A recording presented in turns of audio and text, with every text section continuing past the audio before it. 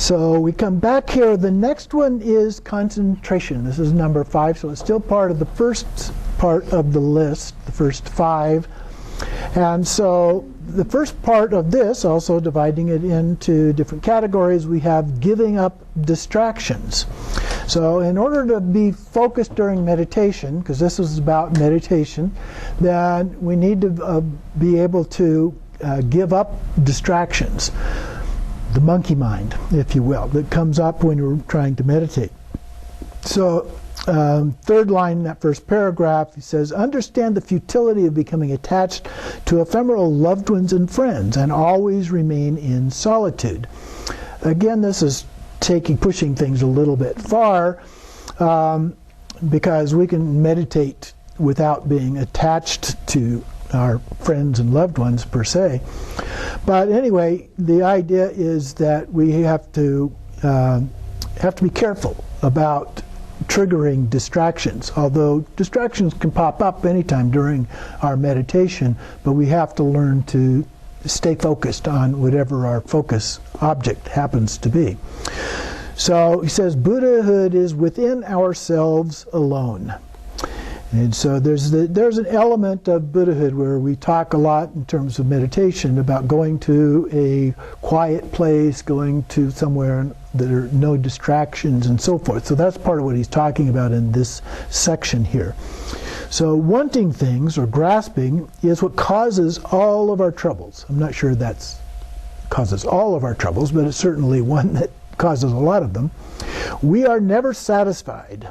And then he gives some examples of that. Being rich, and when you become rich, then you get more, you want more and more and more, to lose your enemies, you lose your money, and all kinds of things. Anyway, you can spend your entire life acquiring, protecting, and increasing your wealth. This can only lead to suffering and negative actions. So he quotes Nagarjuna here, amassing wealth, guarding it and making it grow will wear you out. Understand that riches bring unending ruin and destruction. The Buddha, however, has said something a little bit different than that. He said, it's not about the wealth itself, it's how you acquired it and what you do with it. So if you acquired it through ethical means, and you paid your workers good salary and so forth, then all of those things, that's good. There's nothing wrong with that. But then you have the wealth, what do you do with it? Well, if you use it to help other people who are suffering in some way, you give some to the Sangha, you give some to other beings that are suffering, making donations, you give to a charity, those kind of things, that's all good. Okay, so there's nothing wrong with wealth per se inherently, which is kind of inferred here that there is, but the Buddha said no. It's how you understand that, how you use that. So he goes on here and says, we only need enough food and clothing for one person, so we don't need a whole lot. And at the top of 249, third line, spending all their time running after food, profit, social standing, like roving spirits hunting for torments. They waste their whole lives without ever experiencing even a single day of freedom, well-being, or happiness. Well, if we follow the middle way, there are ways that we can do without going to extremes of indulgence. We can do things and also follow the Dharma. Next paragraph there. Those whose ambitions are limited to this present life are known in text as childish friends. They are not at all grateful for any help you may extend to them, and in return may well do you harm. No matter what you do for them, it is never right. They are very hard to please. Well, there may be some people like that, but they're not all like that. It continues to say, well, they're jealous, they look down on you, keep well away from them. And then he goes into occupations such as commerce, agriculture, industry, and academia involve you in numerous activities and provide endless sources of distraction. Well, certainly they do have distraction, but if you've been around monks and nuns, there are lots of things to distract them as well.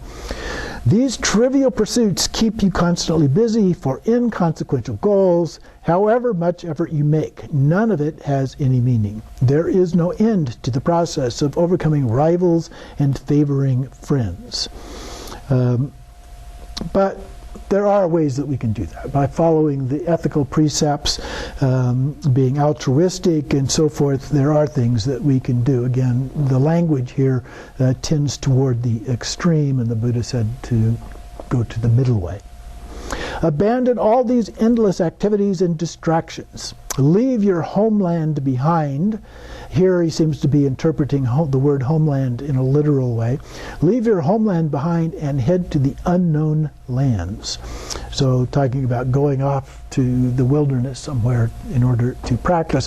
But the word homeland in some cases has been interpreted as symbolic rather than literal. And symbolic is in your body. Okay? And so leaving the homeland means to leave your normal view of things and abide in the pure view of things. Okay? So that's a different way of understanding that phrase. And the unknown lands are those that we haven't yet trained ourselves in order to understand. And then settle your body and mind down in a state of ease. Stop caring about food, clothing, and what people say. Live out your lifespan in deserted places where there are no other human beings. So, again, that is a little bit on the extreme side of things. If you choose to do so, then I encourage you to do that. But I think there are alternatives as described by the Buddha. So if we can find ways that we can do this by giving up distractions, rather than running away from things to abandon them, we find a way to live simply and with few distractions. Then that way we can do that in the middle way. The second one here is actual concentration. So now he's getting down to the stuff related to the actual meditation process here rather than just the location.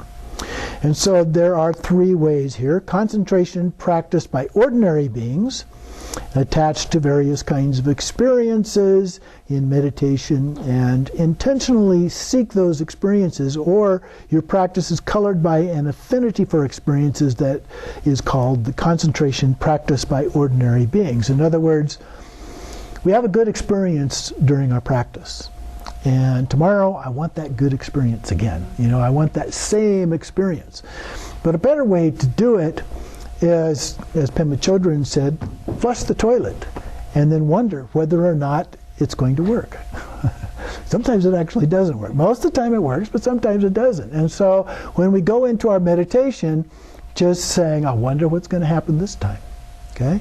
Instead of expecting a certain kind of experience from it, just being open to the kind of things that happen as a part of that. The second one, clearly discerning concentration. When you are free from any attachment to meditative experiences, those kind of things that happen during meditation, and are no longer fascinated by concentration, but still cling to emptiness as the antidote, that is called discerning concentration. Okay? So we're clinging to emptiness as the antidote. And so then we have to let go of the concept of emptiness. It's called the emptiness of emptiness. And then we have to let go of the emptiness of emptiness concept, and so forth. It becomes an endless pattern of what's happening. But the basic idea is to be able to let go of the conceptual understanding of things. And then the third one, the excellent concentration of the Tathagatas, when you no longer have any concept of emptiness as an antidote.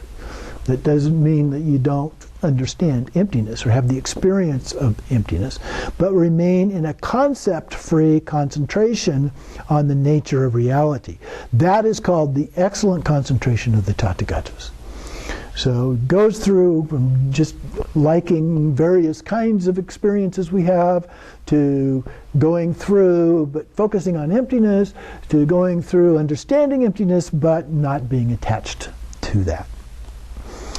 And then he talks a little bit about the 7-point posture of Virachana, in terms of keeping our body straight, the channels and energies straight, and so forth, and leading to keeping the mind straight.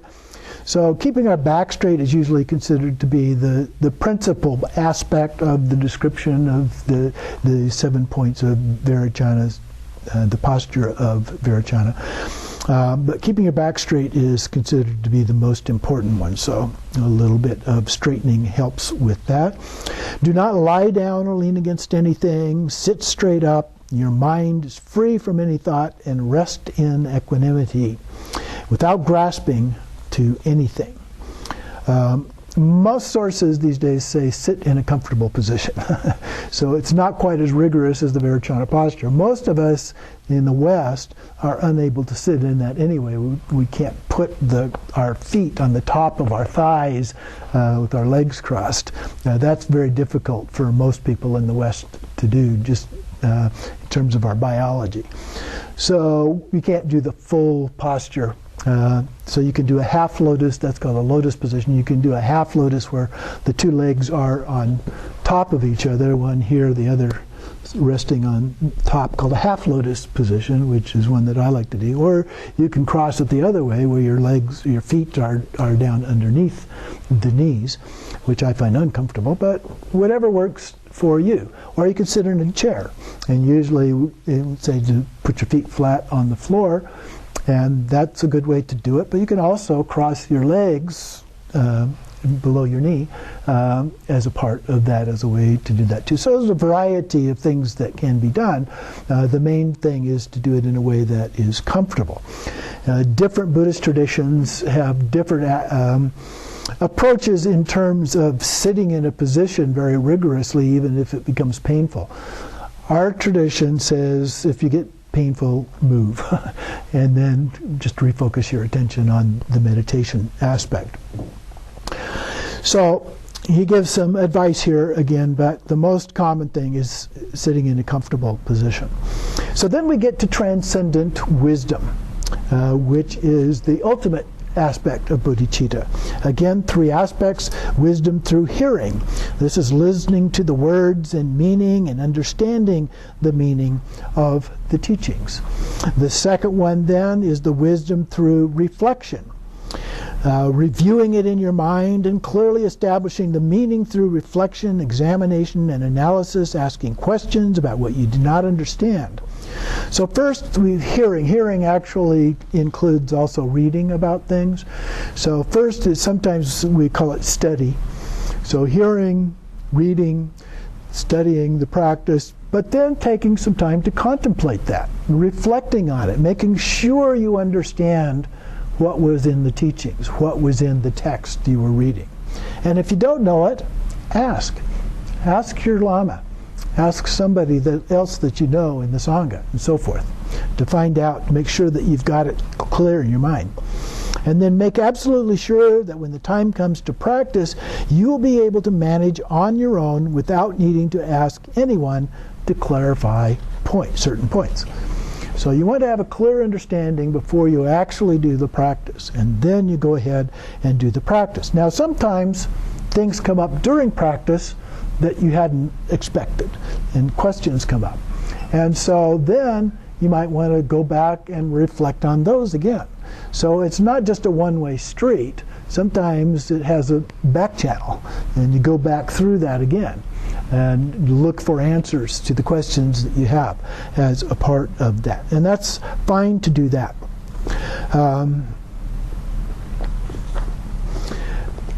And then going on to wisdom through meditation, the third one. So here, through meditation, you gain practical experience. The natural state develops without any mistake. So we develop certainty. It says here, certainty is born from within. So we see everything as empty forms without any substantiality, like a daydream or a rainbow that we see, but appear through delusion. As in a magic show, things are made to appear. As a visual aberration, things appear to be there, yet there is nothing. As in a mirage, things appear but are not real. As in an echo, things that can be perceived but but there is nothing there. As in a city of Gandharvas, there is neither a dwelling nor anyone to dwell. As in a reflection, things appear but have no reality of their own. As in a city created by magic, there are all sorts of appearances, but they are not really there. Seeing all the objects of your perception in this way, you come to understand that all these appearances are false by their very nature. Go to a movie these days. It's all an illusion, okay?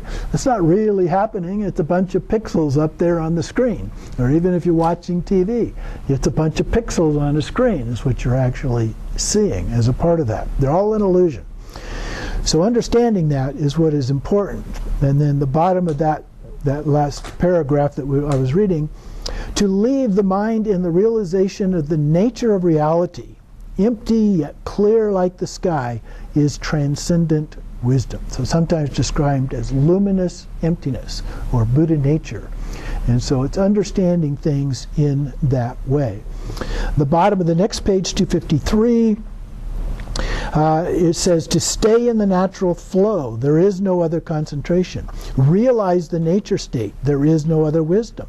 Perfectly practice Dharma in everything that you do. And then he goes on, there's some other quotes in here which have some interesting things that you should look at.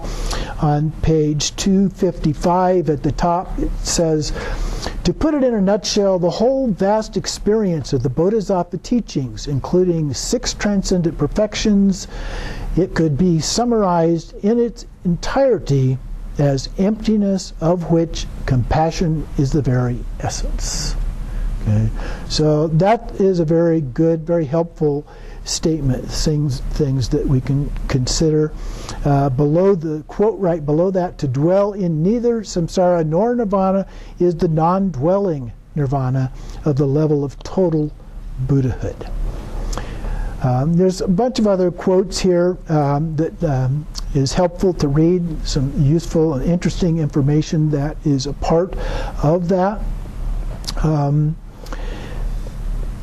One of the things that, the last thing that is listed here, I'm trying to see who, Atisha, from Atisha. You should find the essential point common to all the teachings and practice in that way. What is that? Bodhicitta. Okay? Bodhicitta captures the essence of all of the teachings. So we are now going to take another break, and then we will do the vows for anybody who wants to do that.